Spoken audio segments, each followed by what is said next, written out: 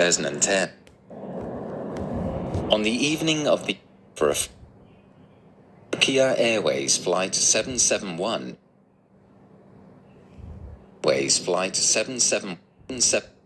Africa Airways Flight 771 departs from Johannesburg, South Africa for a flight to Tripoli, Libya.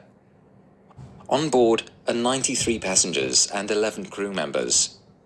Among the passengers are 71 Dutch nationals with an onward connecting flight to Amsterdam, the Netherlands. Just before 6 o'clock the following morning, the aircraft approaches Tripoli International Airport.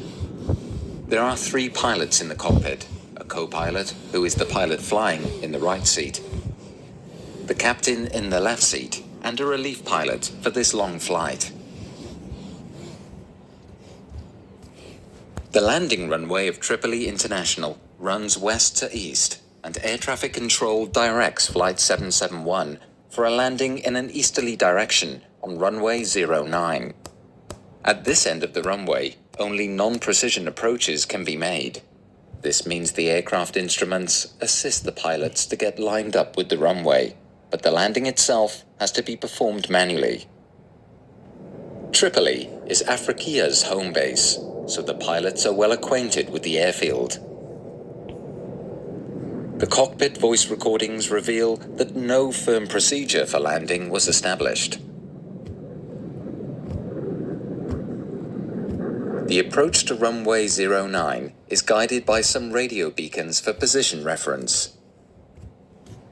The beacon Tango Whiskey, at 4 nautical miles from the threshold, is the final approach fix where the descent to the runway must start. En route to Tango Whiskey, the captain and co-pilot discuss whether they will fly the approach managed by the computer or following a selected glide path. The landing procedure should have been long chosen by this stage. Initially, the co-pilot sets a managed landing.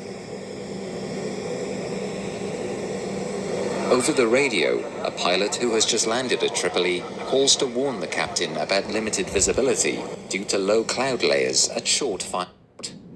Therefore, the aircraft descends too early and is on a course to reach the ground well before the runway threshold.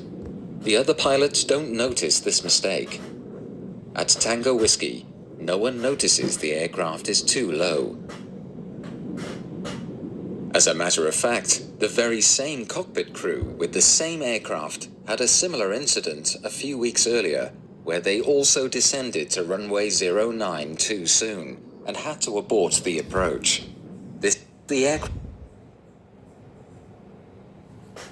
time, the co-pilot decides to go around. He adds full power, pulls the nose, and lifts the gear.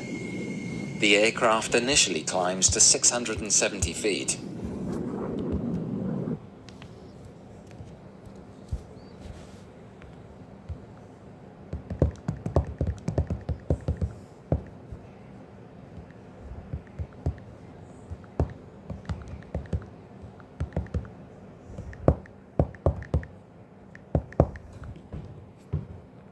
The plane landed safely on runway 27 by 16-year-old girl Andrews Haley Fairchild.